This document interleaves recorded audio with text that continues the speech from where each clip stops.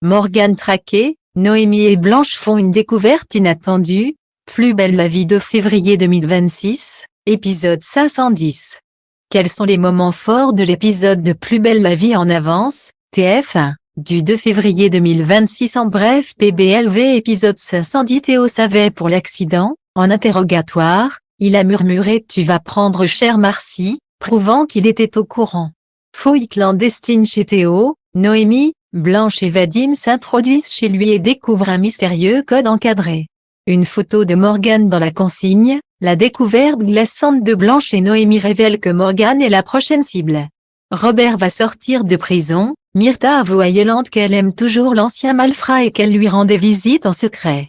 Tanguy et Norman Investigation ouvrent ses portes, Eric et Laura lancent enfin leur agence de détectives privés. Plus belle la vie en avance, Blanche a échappé au pire Morgane, Stanislas et Boé sont sur le terrain de l'accident de Blanche.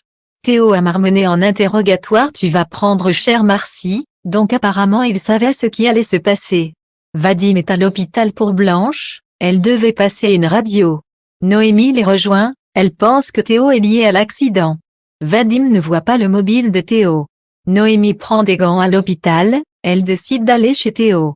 Blanche va l'accompagner, elle lance « J'ai failli mourir, j'ai bien le droit de savoir pourquoi ». Vadim décide de se joindre à elle.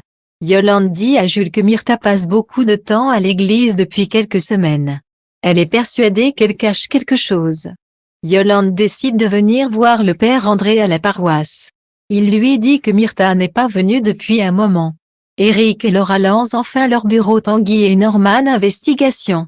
Eric s'est chargé de la déco. Un squelette surnommé William appartenait à l'ancien proprio qui était prof de biologie. Plus belle la vie de février 2026, Noémie décide de fouiller. Noémie, Vadim et Blanche décident de fouiller chez Théo. Vadim fait le guet. Le but est de trouver l'ordinateur et tout ce qui pourrait permettre de comprendre Théo. Noémie trouve que ça colle pas, il n'y a pas de pâte, de gâteau, ça correspond pas à un étudiant.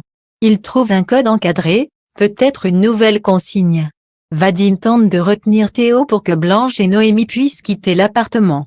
Théo demande à Vadim « Tu en penses quoi du féminisme ?» Vadim lui propose un verre car il a besoin de parler à quelqu'un. Théo accepte mais vite fait. La juge Colbert refuse de donner une commission rogatoire pour une perquisition chez Théo. Il a été relâché de garde à vue. Nebou veut que Boé et Stanislas se renseignent sur l'entourage de Théo afin de trouver le complice. Yolande confronte Myrtha, elle lui dit qu'elle ment comme une arracheuse de dents, c'est pas très catholique tout ça.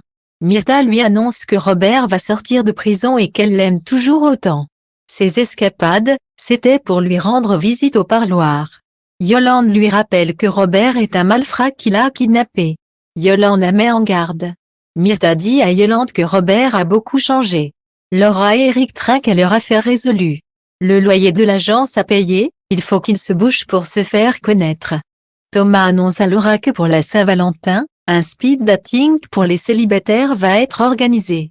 Blanche et Noémie réussissent à trouver la consigne et à l'ouvrir. À l'intérieur, une photo de Morgane.